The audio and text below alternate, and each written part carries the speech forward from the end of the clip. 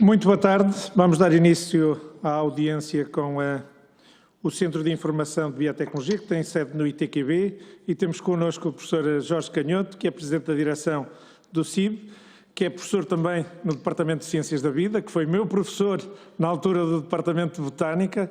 Introdução à biotecnologia vegetal, lembro-me bem, professor, da totipotência das células vegetais, da embriogénese zigótica, não zigótica e de toda a luta que fazíamos com o tamarindo ou tamarilho. Lembro-me também com muitas saudades do professor Dr. Gil Cruz, que me deu Biologia Geral 2, aí também no departamento, e é um gosto tê-lo aqui para esta audiência. Audiência que ocorrerá com uma intervenção inicial da entidade. O professor terá 15 minutos para uma intervenção inicial, também para expor aquilo que já expôs por escrito à 11ª Comissão, e depois os grupos parlamentares e os deputados únicos, aqueles que se quiserem fazer representar, terão cada um deles 4 minutos e os deputados únicos 3 minutos para uma intervenção, e depois o professor tem 15 minutos para uma resposta final. Professor, tenha a palavra. Muito bem. Muito boa tarde. Antes de mais, gostaria de cumprimentar o Presidente da Comissão de Energia e Ambiente, que eu vejo com muito gosto, que é, como disse, um antigo aluno nosso aqui da Universidade de Coimbra, e a quem dei aulas de biotecnologia. Portanto, é sempre bom ver como os nossos alunos estão bem na vida, já foram ministros e agora estão a dirigir comissões parlamentares. Cumprimentar também os senhores e as senhoras deputadas. Eu, portanto, faria uma apresentação, como foi sugerido, sobre aquilo que nos traz aqui hoje e depois tentarei responder às questões ou eventuais comentários dos senhores deputados. Portanto, se calhar começando pelo CIB. O CIB é o Centro de Informação em Biotecnologia, é uma associação privada sem fins lucrativos. É constituído por sócios coletivos, que são instituições ou empresas da área da biotecnologia, e tem também sócios individuais, que são pessoas que fazem investigação na área da biotecnologia.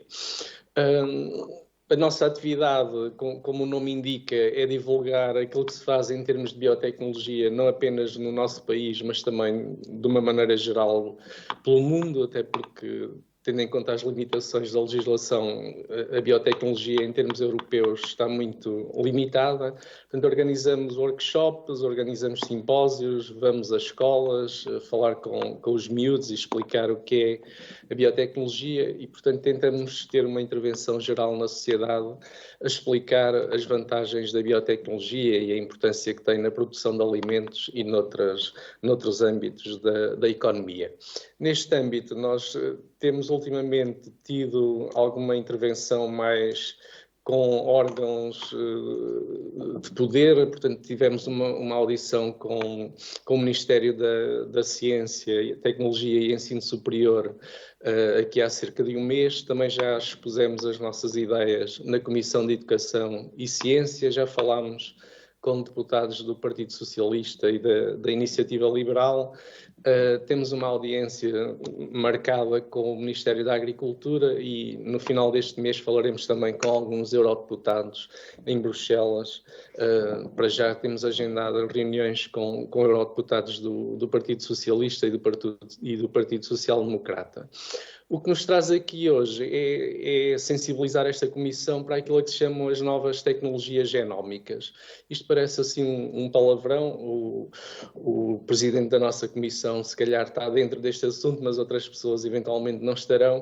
Portanto, eu diria que, assim, muito rapidamente, as novas tecnologias genómicas são um procedimento relativamente recente, uma ferramenta biotecnológica, digamos assim, que permite modificar os organismos, alterar a expressão dos seus genes. Isso terá, e já está a ter, implicações importantes em vários aspectos da nossa sociedade, nomeadamente na cura de algumas doenças, como o cancro ou doenças genéticas, e também na agricultura espera-se que venha a ter um papel bastante importante no melhoramento de plantas.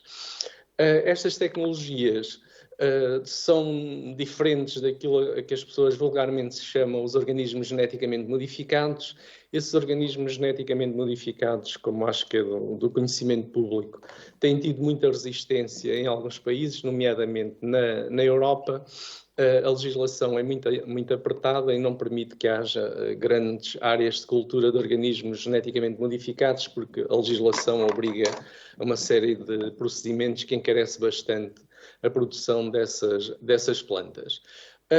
O que é que as novas técnicas genómicas têm a ver com os organismos geneticamente modificados? É porque em 2018 o Tribunal Europeu de Justiça, no seguimento de uma ação concretizada em França, decretou que as novas técnicas genómicas eram ou caíam na alçada da legislação que está atualmente em vigor sobre os organismos geneticamente modificados. Ora, sendo assim, isto limita bastante a utilização das novas tecnologias genómicas, uma vez que, como já disse, essa legislação é muito apertada. Na sequência desta decisão do Tribunal Europeu, houve muitas iniciativas de cientistas e de empresas na área da biotecnologia a manifestarem-se contra esta decisão e, mais recentemente, a Comissão Europeia realizou um estudo sobre as novas técnicas genómicas no sentido de tentar perceber como é que se pode ultrapassar esta situação. E, portanto, atualmente parece-me que há duas opções. Uma é alterar a legislação dos organismos geneticamente modificados, nomeadamente a Diretiva 2001/18, no sentido de poder incorporar estas novas tecnologias, e outra hipótese é uma legislação própria para as novas técnicas genómicas. Na sequência deste estudo da Comissão, esse estudo foi depois distribuído pelos diferentes países, nomeadamente pelas entidades competentes em cada país, em Portugal o Ministério da Agricultura e o Ministério do Ambiente. A própria Comissão Europeia desencadeou um processo de audição pública para tentar perceber como é que poderia haver uma alteração legislativa. Esse processo já foi concluído e já existe um estudo preliminar sobre ele. Obviamente as respostas são muito variadas, mas parece haver um consenso que esta legislação já é antiga e que precisa de ser mudada.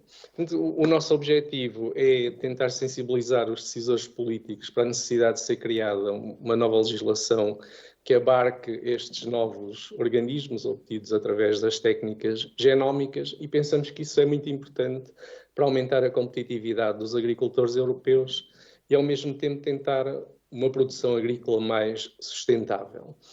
Na realidade, a edição genética tem uma série de vantagens relativamente a outras técnicas de melhoramento, como são aquelas do melhoramento mais clássico, baseado em cruzamentos, ou dos próprios OGMs.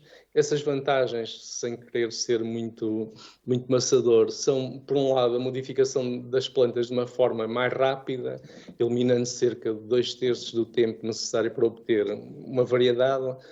Só para recordar, atualmente uma variedade para ser obtida por métodos clássicos, isso demora no mínimo 10 anos, se for uma planta anual, e portanto se for uma planta com um ciclo de vida mais longo, demorará ainda mais tempo. Permite também eliminar os efeitos das modificações em organismos não alvos, ou seja, é uma técnica de tal maneira específica que, do ponto de vista ambiental, não haverá contaminação para outros organismos. Permite também uma rastreabilidade mais eficaz das plantas modificadas, o que é uma característica importante para os consumidores e que outras técnicas não permitem. Também, devido à redução de custos desta tecnologia, isso permite que pequenas empresas e institutos públicos possam aceder à tecnologia e serem essas empresas, e não apenas as grandes empresas do setor agroquímico, a produzir novas variedades. Ajuda um pouco a democratizar os benefícios da agricultura, nomeadamente em países menos industrializados. Atualmente já temos os exemplos da Argentina e do Brasil, que lideram, juntamente com os Estados Unidos e com a Austrália, a obtenção das plantas por estes mecanismos, mas estava a pensar essencialmente em países em África, na Ásia e na América Latina. Por outro lado, também permitirá que espécies que não são que são espécies que podem ser utilizadas na agricultura e que produzem produtos comestíveis, mas que não atingem muito os circuitos comerciais, aquilo que nós chamamos as espécies órfãs, essas espécies possam ser trazidas também para os circuitos comerciais e aumentar a diversidade em termos alimentares. Numa escala mais europeia, julgamos que estas novas tecnologias também serão muito importantes para ajudar a cumprir os objetivos do Green Deal e da estratégia do prado ao prato, uma vez que, obviamente, não é só a biotecnologia que é importante, mas penso que pode dar uma ajuda importante para atingir estes objetivos e também os objetivos do desenvolvimento sustentável da Unesco para 2030, que estamos em 2022, quase 2023, e, portanto, alguns deles dificilmente serão alcançados. Só para finalizar e para não amassar muito as pessoas, porque é que há necessidade de modificar as plantas? Todas as plantas que nós utilizamos na alimentação são geneticamente modificadas, não há nenhuma planta que seja utilizada, não seja modificada, podem ser modificadas por diferentes métodos. Durante muitos anos, esses métodos eram essencialmente cruzamentos. Depois vieram os OGMs e agora temos estas novas tecnologias genómicas. E daqui por, eventualmente, 5 ou 10 anos, teremos outras tecnologias. Esta necessidade de modificar as plantas resulta por termos no mundo uma população em constante crescimento. No final deste ano seremos 8 mil milhões de habitantes. Também a pandemia e a atual guerra na Europa, na Ucrânia, vem-nos mostrar que a segurança alimentar, se calhar ao contrário do que nós pensávamos, não é um dado adquirido. As próprias alterações climáticas que já se fazem sentir e no nosso país, elas serão muito, muito prementes. Vão-nos obrigar a desenvolver plantas que sejam mais tolerantes à seca ou a temperaturas muito elevadas. As pragas também vão surgir com estas alterações climáticas, novas pragas, novas doenças e, portanto, precisamos sempre de ter plantas com novas características para fazer face a estes desafios.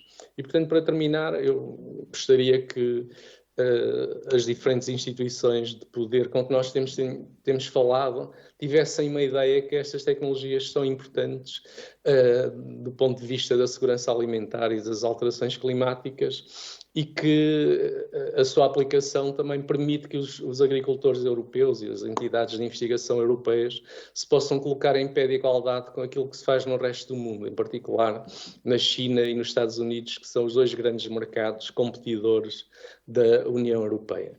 E, portanto, numa primeira abordagem, eu ficaria por aqui e agora escutaria os comentários das senhoras deputadas e dos senhores deputados. Muito obrigado, professor. Foram bons tempos esses aí no Departamento, agora das Ciências da Vida, na altura na Botânica. Não foi suficiente... Tenho que fazer uma visita. Sim, não, irei com todo o gosto. Foram também importantes para que eu me tivesse transformado num biólogo de bata e não num biólogo de bota, não é? Acho que reafirmou a minha vocação bioquímica e ter continuado também depois na minha vida profissional. Eu agora dava a palavra à senhora deputada Eunice Pratas, do Grupo Parlamentar do Partido Socialista. Tem 4 minutos, senhora deputada. Muito obrigada, Sr. Presidente. Antes de mais, gostava de agradecer a disponibilidade do Centro de Informação de Biotecnologia na pessoa do professor Jorge Canhoto, como a todos os presentes. Eu acredito que este tema é um tema completamente é importante, não só pela atualidade que nós temos a atualidade, pelas alterações climáticas, pelo crescimento populacional e a verdade é que estudos científicos indicam que os alimentos, os OGMs, podem dar uma resposta a este crescimento populacional, como também às alterações climáticas. Mas a apresentação do professor Jorge Canhoto lançou-me aqui algumas dúvidas que eu gostaria de colocar e vê-las respondidas, não só no papel como deputada do Partido Socialista, mas também como no papel de alguém que tem uma formação científica. Que é, o professor falou, e muito bem, sobre sensibilizar as novas gerações para as tecnologias genómicas, mas como é que nós vamos sensibilizar os consumidores atuais? Porque nós sensibilizamos as pessoas que andam na escola primária com 6, 7 anos, sensibilizamos adolescentes de 12, 13 anos, mas como vamos sensibilizar o consumidor atual? E atenção que, por vezes, sensibilizar o consumidor atual para estes alimentos é difícil por todo o impacto das fake news na sociedade portuguesa. A grande diferença que eu vi e que o professor falou é que falta uma legislação própria para estes alimentos. Mas a verdade é que legislar e dar permeabilidade para que estes alimentos sejam comercializados leva a grandes questões. Leva a questões sobre o impacto dos ecossistemas, se estão estudados no futuro, o impacto na segurança do consumo e o impacto na segurança alimentar e na segurança dos ecossistemas. Se existirão novas pragas, apesar dos OGM já serem resistentes a outras pragas. E a outra pergunta que eu gostaria de deixar, porque me suscitou imensa curiosidade, o que é que a China, que cientificamente, em termos éticos, não penso que sejam corretos, e qual é a diferença entre a China e os Estados Unidos para a União Europeia? Aqui, onde é que a União Europeia está a atrasar em termos legislativos? Será que são preconceitos científicos? Será que falta estudos no impacto, como vou outra vez me repetir, em ecossistemas e alterações climáticas futuras? Será que nós, a começarmos a plantar ou a consumir OGMs em 2022, quais serão os impactos em 2042? Será essas as preocupações da União Europeia? E qual é a resposta da comunidade científica para essas preocupações? E como é que nós podemos legislar para proteger não só a biotecnologia, como o consumidor comum? Obrigada. Muito obrigado, Sra. Deputada. Dou agora a palavra ao Sr. Deputado do Grupo Parlamentar do PSD, Carlos Cação. Tem a palavra 4 minutos também para a sua intervenção. Muito obrigado, Sr. Presidente. Cumprimentar o Sr. Professor Jorge Canhoto e as Sras. Deputadas e os demais presentes.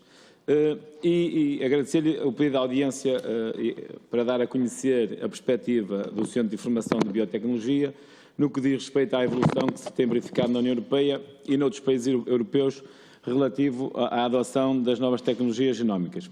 O tema é muito importante e tem um lado vanguardista da revolução genómica, que naturalmente todos sabemos que irá acompanhar a renovação geracional. E o impacto positivo que as biotecnologias podem ter para enfrentar desafios biológicos, alimentares, climáticos, crises de doenças, etc. Podem ajudar a enfrentar os desafios da agricultura, principalmente na falta de mão de obra, aumentar a eficiência dos fatores de produção e combater a perda de produção. Pode também ajudar a combater um desafio que é transversal a todos, que é a mitigação dos efeitos das alterações climáticas, que nos vai obrigar a ter, por exemplo, plantas mais resilientes. De facto, as novas técnicas de adição genética abrem novas possibilidades e, quem sabe, ajudarem a combater riscos que poderão ser acautelados ou mitigados pela evolução do conhecimento e da ciência. Tal como em muitas outras tecnologias disruptivas, a inovação científica está sempre à frente da regulação e do legislador. E a União Europeia e Portugal, em particular, não podem e não devem ficar atrás do que às novas tecnologias genómicas diz respeito. Existe sempre o desafio de impor regras sobre a atividade que estão em evolução, mas também não poderemos deixar de o fazer. Temos de acautelar as várias dimensões do problema, considerando também o princípio da precaução e ainda a proteção da biodiversidade e das espécies autóctones. Depois da sua intervenção, eu tinha aqui algumas perguntas para lhe fazer, nomeadamente, dado as vossas preocupações manifestadas, dado o acompanhamento que fazem do processo legislativo ao nível da União Europeia, eu gostava de saber quais são os principais pontos de discussão, as divergências ou até se há alguns litígios. Também, em segundo lugar, como é que está o estado da arte da regulamentação nos Estados Unidos e de que forma estão a evoluir as posições na União Europeia. Se há grandes divergências entre países, nomeadamente países aqui da União Europeia. Também, qual o diagnóstico em matéria de competências dos nossos centros de investigação, laboratórios associados e sistema empresarial, e se Portugal está a aproveitar as oportunidades. Também gostava de saber quais são os principais riscos associados a estas tecnologias e de que forma a legislação os pode acautelar. E por último, gostaria de lhe perguntar o que é que distingue a edição genética de outras tecnologias. Da nossa parte é só. Muito obrigado. Muito obrigado, Sr. Deputado. Dou agora a palavra à Sra. Deputada do PAN, Inês Sousa Real. Tem também uma intervenção de 3 minutos. Sra. Deputada, tem a palavra. Muito obrigada, Sr. Presidente. Começo por cumprimentar o Sr. Professor e também a Sra. Deputada e o Sr. Deputado e os demais membros da Comissão. Nós temos aqui uma visão talvez um pouco diferente no que diz respeito à biotecnologia, mas não totalmente divergente na importância que esta assume perante os desafios que enfrentamos. Há uma preocupação para o PAN que se prende com o recurso sistemático a organismos geneticamente modificados e como isso pode comprometer a soberania alimentar e também a diversidade vegetal. E gostaríamos de lhe perguntar, porque temos consciência, evidentemente, que os desafios que temos em torno da escassez da água, da utilização dos solos e do próprio fenómeno das alterações climáticas, que a biotecnologia e a agricultura e a floresta de precisão podem ser aliados precisamente de garantir uma alimentação no futuro e também de garantir o melhor uso destes recursos que são, como bem sabemos, finitos, mas a nossa grande preocupação prende-se com a modificação que existe e depois o condicionamento para os agricultores em torno dos royalties e também se isto pode ou não depois traduzir-se numa menor diversidade vegetal, até porque, como defendemos o direito ao acesso livre às sementes e à preservação de sementes, gostaríamos também de saber como é que olham para o banco de germoplasma vegetal, a sua importância também para a preservação até de sementes e plantas mais antigas e depois o alinhamento desta política e desta investigação com, já referiu, a Agenda 2030 para o Desenvolvimento Sustentável, o que em matéria então alimentar é absolutamente fundamental, mas também com o Pacto Ecológico Europeu, para o qual a biodiversidade e a diversidade das próprias plantas é absolutamente fundamental se queremos continuar a ter sucesso naquilo que seja não só combater as monoculturas e a diversidade, quer ao nível da floresta, quer ao nível da agricultura.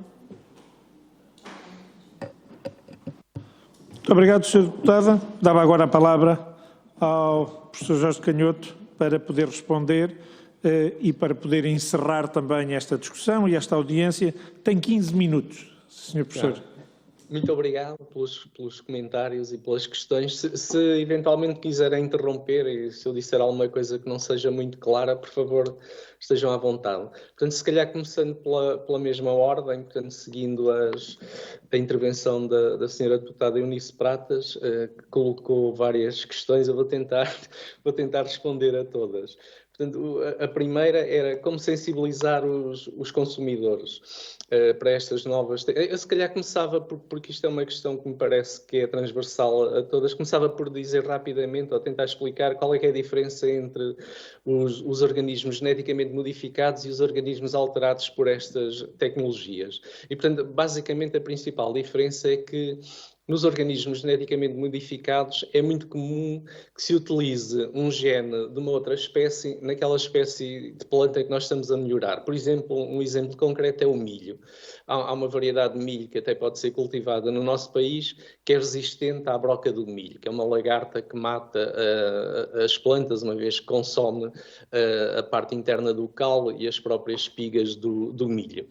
Têm sido obtidas variedades de milho geneticamente modificado que são resistentes a essa lagarta porque elas são capazes de produzir uma proteína que mata as lagartas e o gene que é responsável pela síntese dessa proteína tem origem numa bactéria. Portanto, aquilo que se fez foi ir buscar o gene numa bactéria, inseri-lo nas plantas de milho. Essas plantas começam a produzir a tal proteína e quando as lagartas vão consumir as espigas de milho, ingerem a proteína e, portanto, acabam por morrer. Isto é basicamente aquilo que é a produção de OGMs, que pode ser feito com genes de diferentes organismos. No caso das novas técnicas genómicas, que elas também são muito conhecidas por edição genética. Na edição genética, o que é que se faz? Normalmente não se faz transformação genética com genes de outros organismos, embora isso também possa eventualmente ser feito, mas aquilo que se faz é utilizar genes da própria planta, poder aumentar a sua expressão ou poder inativar determinados genes da planta que não sejam tão interessantes. Sei lá, por exemplo, um exemplo pode ser interessante. Muita gente é alérgica aos amendoins e a outros produtos alimentares. Por edição genética, nós podemos inativar o gene que é responsável pela síntese da proteína que provoca as alergias nas pessoas e as pessoas podem consumir esses alimentos sem problema. Não estou a dizer que isto já existe em condições de ser comercializado, mas para explicar a ideia é um pouco isto. E estas alterações provocadas pela edição genética são muito parecidas com aquilo que é a variabilidade que existe naturalmente induzida por mutações. Todos nós estamos sujeitos a alterações nos nossos genes que ocorrem espontaneamente, e a edição genética pode fazer isso de uma maneira muito eficaz. Só também para que fique claro, muitas das variedades que nós consumimos, especialmente nos cereais, no trigo, no arroz e no milho, que são aquelas 3 espécies mais cultivadas em termos mundiais, uma grande parte dessas variedades é obtida por mutagênese. Elas não passam para o público como sendo organismos geneticamente modificados, mas na realidade são. Existe uma agência europeia de energia atómica que, em colaboração com a FAO, tem uma base de dados onde estão registadas todas essas variedades obtidas por mutagênese. E eu nunca vi ninguém dizer que é contra essas variedades obtidas por mutagênese, quando na realidade elas também são variedades geneticamente modificadas, só por um método mais antigo, digamos assim. E agora, como é que nós podemos sensibilizar os consumidores na sequência disto? Eu acho que passa um bocado por aqui, é dizer às pessoas que todas as plantas que nós utilizamos na agricultura, de facto, elas já estão geneticamente modificadas.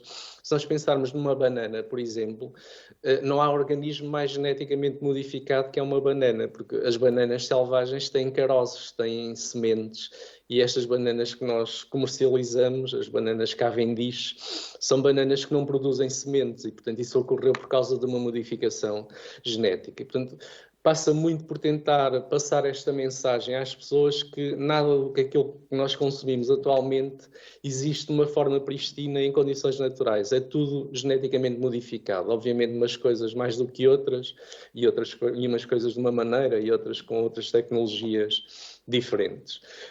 Depois, a senhora deputada Eunice Pratas também, penso eu, fez um comentário sobre a legislação própria para estes organismos.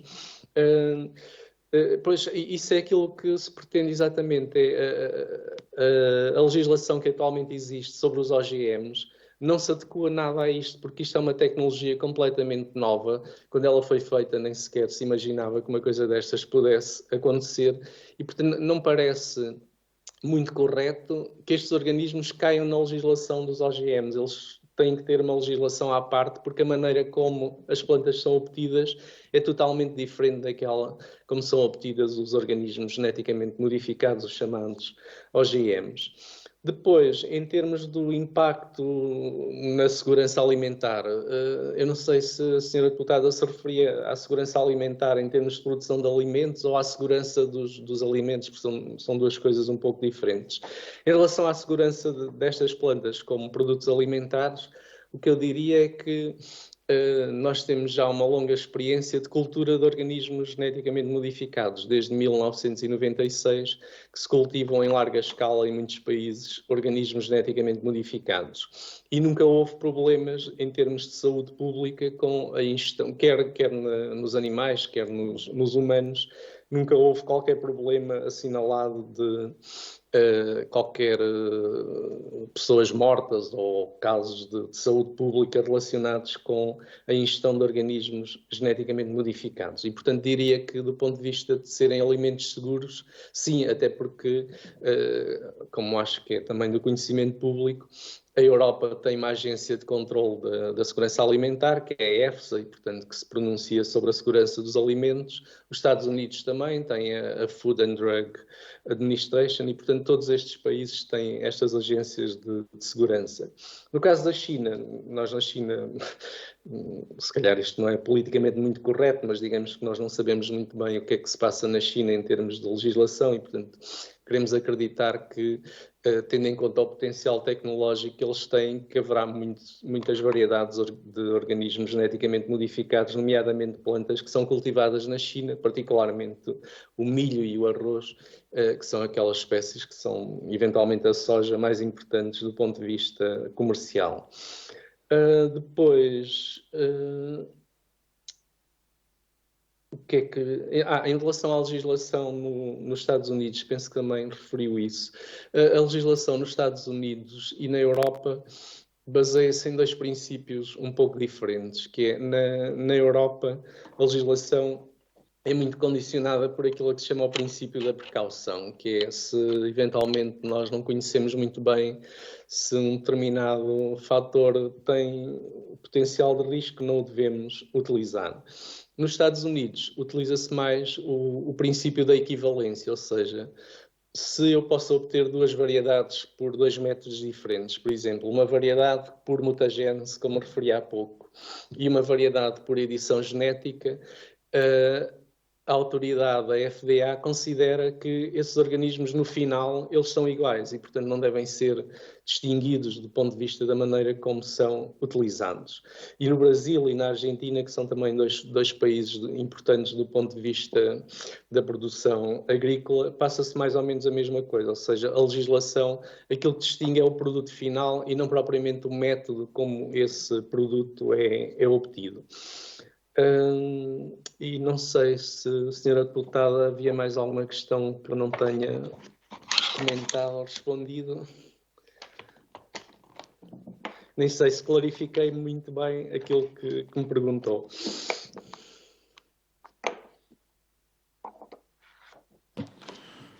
Muito bem, Sr. Professor.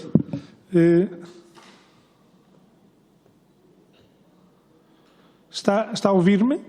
Sim, estou. É que falhou a imagem. Peço desculpa. Eu acho que foi bastante elucidativo e foi muito importante, foram muito importantes estes esclarecimentos. Eu queria agradecer-lhe. Já não há tempo, não? Não, tem tempo. Eu pensei que estava a terminar porque acabou só... era uma pergunta direta à Sra. Deputada Eunice Pratas. Sim. Sra. Deputada, tenha a liberdade de responder. Pois, eu vi que só tinha respondido, mas... Sim. Muito obrigado pelo esclarecimento. Eu acho que a pergunta sobre a minha segurança alimentar foi agora esclarecida por si, porque existe uma grande diferença entre os OGMs e as novas tecnologias genómicas. Acho que uma pergunta, não sei se eu coloquei ou se não foi respondida, é como é que nós, os deputados e a legislação, podem contribuir. O que é que nós podemos fazer para legislar agora esses novos organismos? E se isso não seria mais uma tarefa dos eurodeputados, porque se calhar isto será decidido em União Europeia e não como será aqui em Portugal, percebe? Será uma decisão mais europeia. O que é que se espera agora do processo legislativo e destas iniciativas da Comissão Europeia? É que, feita este inquérito em termos globais aos cidadãos da União Europeia, a Comissão apresenta agora uma proposta de alteração da legislação dos OGMs ou eventualmente as duas coisas, uma proposta para legislar especificamente a edição genética. O processo legislativo depois, segundo o que eu percebo, não sou propriamente especialista, terá que ter o acordo do Conselho Europeu, onde os diferentes Estados-membros terão alguma coisa a dizer sobre este assunto.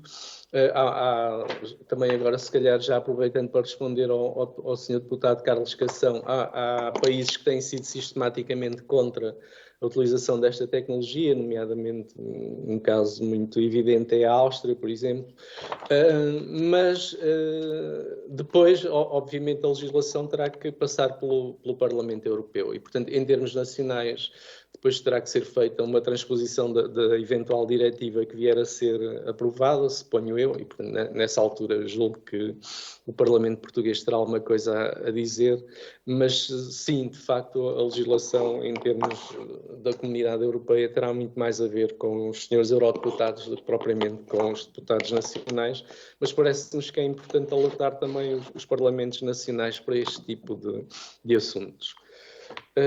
Agora, tentando responder ao Sr. Deputado Carlos Cação, em termos do estado da arte, o estado da arte esta tecnologia é relativamente recente. Em 2020 houve duas cientistas que ganharam o Prémio Nobel, uma cientista americana e uma cientista francesa, com os trabalhos sobre edição genética e, portanto, estamos agora a ver surgir as primeiras aplicações práticas deste tipo de tecnologia.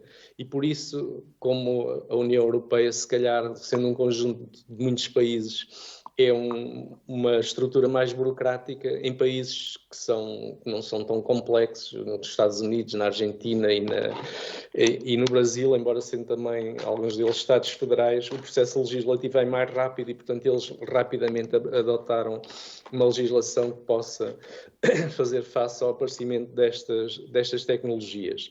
Ainda na União Europeia, Portugal e Espanha, penso eu, são os únicos países atualmente onde são cultivados organismos geneticamente modificados. O Reino Unido, que já não é da União Europeia, está agora a alterar a legislação de maneira a acomodar estes organismos obtidos por edição genética. Os riscos, qualquer tecnologia tem sempre riscos, não é? Eventualmente alguns riscos que nós até nem imaginamos, mas do que diz respeito aos riscos da alimentação e também do ponto de vista ambiental, não parece haver muitos riscos. De qualquer maneira, como referi há pouco, isso é uma competência das instituições de regulação, é para isso que elas existem, e para se pronunciarem depois se estes organismos de facto apresentam algum potencial risco para a saúde pública ou em termos ambientais, e portanto no caso do Ministério do Ambiente, a APA terá certamente uma palavra importante a dizer sobre este assunto. Quanto à questão, o que é que distingue os OGMs da edição genética, já comentei. Em termos daquilo que nós temos em Portugal, nós temos excelentes instituições de investigação na área da biotecnologia de plantas, desde logo o ITQB, onde está sediado o CIB.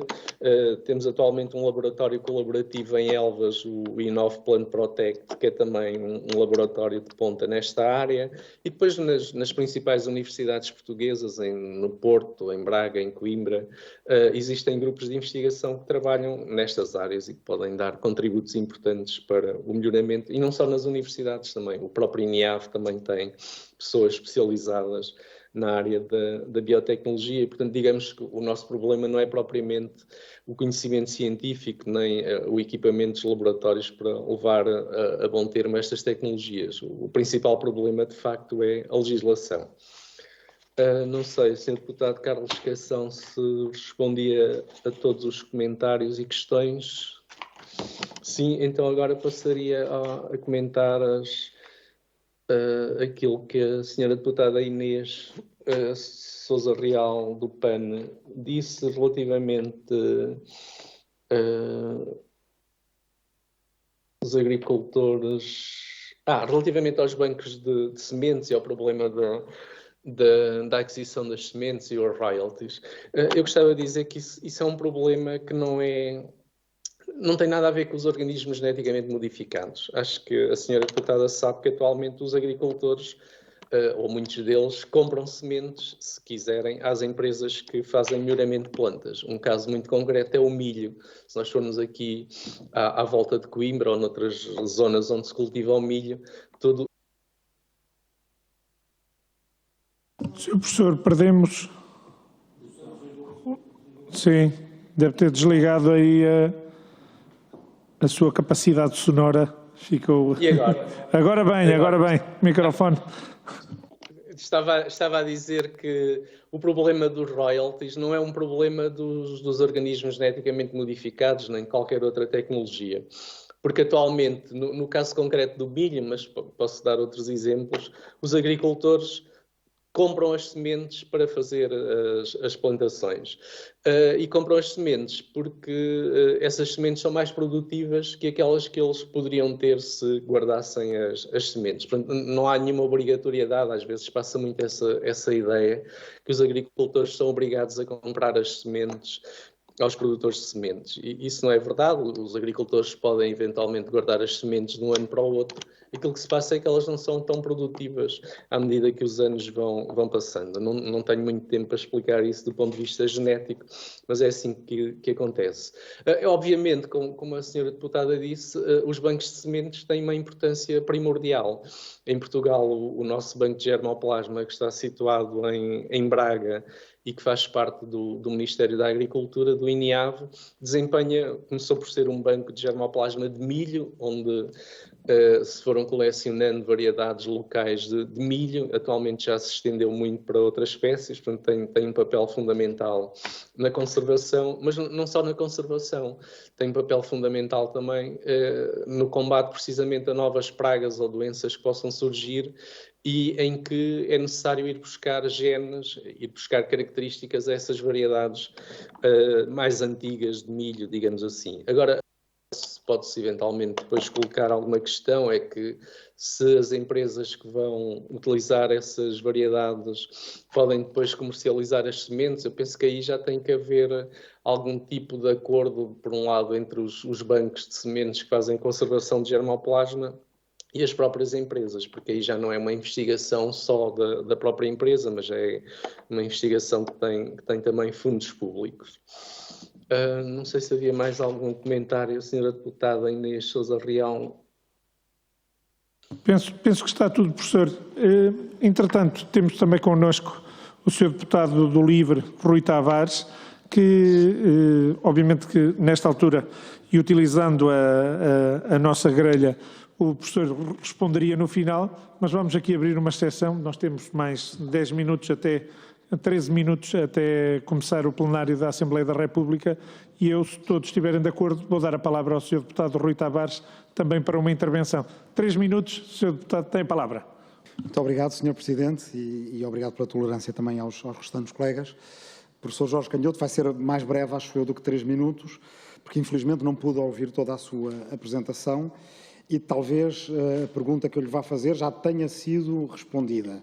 Mas recebemos uma comunicação de um colega seu, de um cientista, que já participou em debates que fizemos recentemente no norte do país sobre questões ecológicas e que, no fundo, defende que é importante que os bancos de germoplasma devam ser considerados oficialmente património do Estado. Não sei se é esse o sentido de algumas das coisas que já aqui disse, mas permitiria, segundo este seu colega que nos escreveu, a Portugal ser pioneiro, marcando diretrizes para consolidar programas de conservação na Europa e também a nível mundial, que possibilitassem o registro e base de dados conjunta entre bancos e depois permitir o acesso livre e regulado para a sociedade. No fundo, a questão que eu lhe colocava é se revê num modelo desse género ou se não, e que caso não se reveja, por que razão? Muito obrigado. Obrigado. Professor, tem a palavra. Sim, muito obrigado. O que é que eu posso dizer? Quer dizer, essa ideia não parece que seja muito original desse colega, porque isso é aquilo que o Banco de Germoplasma na realidade faz. O Banco de Germoplasma português, cuja diretora ou presidente, não sei bem, é a engenheira Ana Barata, que é a minha colega. É isso precisamente que faz. O Banco de Germoplasma, todos os anos, com os escassos recursos que tem, faz a recolha de sementes em colaboração com os produtores e em colaboração muito também, às vezes, com trabalho voluntário. Recolhe essas sementes e conserva-as no banco de sementes. E, portanto, esse banco de sementes, na realidade, é público. E há duas filosofias para os bancos de sementes. Há uma filosofia mais conservadora, digamos assim, em que os bancos de sementes normalmente não têm grandes colaborações com entidades privadas, e há uma alternativa mais liberal, digamos assim, que é poder haver com participações de empresas na utilização dos recursos genéticos recolhidos pelos bancos de sementes. Eu creio que o nosso banco de sementes, o nosso banco de germoplasma, funciona muito em fornecer sementes aos agricultores que procuram. A única contribuição que os agricultores têm que dar é uma parte das sementes que eles depois vão produzir, têm que voltar a repor no banco. Mais recentemente, mas isso eu não sei exatamente, porque não me informei, mas julgo que o Banco de Germoplasma terá também alguma colaboração com algumas entidades privadas, no sentido de algumas sementes do banco poderem ser utilizadas em programas de melhoramento dessas entidades privadas. E, portanto, a minha ideia é que esses bancos são importantes, como já tinha dito, porque são um recurso genético importante, são uma base de genes, ao fim e ao cabo. Esses genes vão ser essenciais, não tanto se calhar em países como o nosso, na Europa ou nos Estados Unidos, mas em países africanos, onde muitas vezes aquilo que se leva para lá são variedades que são produzidas em determinados países e depois não estão bem adaptadas às condições edafoclimáticas desses locais. Mas há muitas instituições por esse mundo fora, instituições públicas que fazem melhoramento de plantas e que usam estes recursos genéticos locais e depois os fornecem, digamos, gratuitamente aos agricultores dessas regiões. Portanto, do ponto de vista prático, sim, os bancos de sementes são essenciais, vão ser cada vez mais importantes, porque todos os anos surgem novas variedades e, portanto, as variedades vão sendo esquecidas, digamos assim, à medida que outras vão surgindo. É importante conservá-las e é importante que elas depois, caso sejam necessárias, tenham alguma utilização do ponto de vista prático, nomeadamente na produção de outras variedades. Não sei se respondi exatamente à questão, mas eu, como não lido diretamente com o Banco de Germoplasma, faço visitas frequentes ao banco, mas depois a orgânica do nosso banco, ele é público, faz parte do INIAV e, portanto, calculo que sempre que haja colaborações com entidades que não são públicas, deve haver algum tipo de protocolo que regulamente esse tipo de colaborações. Muito bem. Professor, quero agradecer, obviamente, ao Centro de Informação de Biotecnologia, agradecer naturalmente e particularmente ao professor Jorge Canhoto por podermos ter sido elucidados relativamente a um conjunto de questões e ter conhecido também o Centro, porque acho que é importante que os deputados, também através da RTV, todos possam depois ver a exibição desta audiência e entender a pertinência da discussão, da legislação, da mitigação dos potenciais problemas, do alavancar das potencialidades destas novas tecnologias. Como disse, a edição genética é algo que está muito em voga na ciência atual. O Prémio Nobel de 2020, curiosamente o Prémio Nobel da Química, que duas cientistas tiveram relativamente ao CRISPR, veio também trazer ainda mais para a discussão pública a pertinência da edição génica na utilização na alimentação, mas também, por exemplo, em tudo o que são novas metodologias relacionadas com a oncologia, com a neuroquímica e todas as doenças relacionadas com a neurodegeneração e um conjunto e uma panóplia de potencialidades. Agradecer-lhe uma vez mais e dou por encerrada esta audiência e, naturalmente, aceito o convite para ir aí a Coimbra. Fico aqui com o contacto do professor numa destas, passo o colocalismo, piscinas norte-sul. Terei todo o prazer de ir aí ao sempre moderno Departamento de Botânica, agora Departamento de Ciências da Vida, para conversarmos e também para ver o que andam aí a fazer. Um abraço muito grande. Muito obrigado e muito obrigado aos senhores deputados. E permita agora, Tiago, que eu trate assim. Sim, naturalmente. Tem sempre o departamento disponível para aquilo que achar necessário e agora também o sigo. Muito obrigado. Muito obrigado. Muito boa tarde e dou por encerrada esta audiência.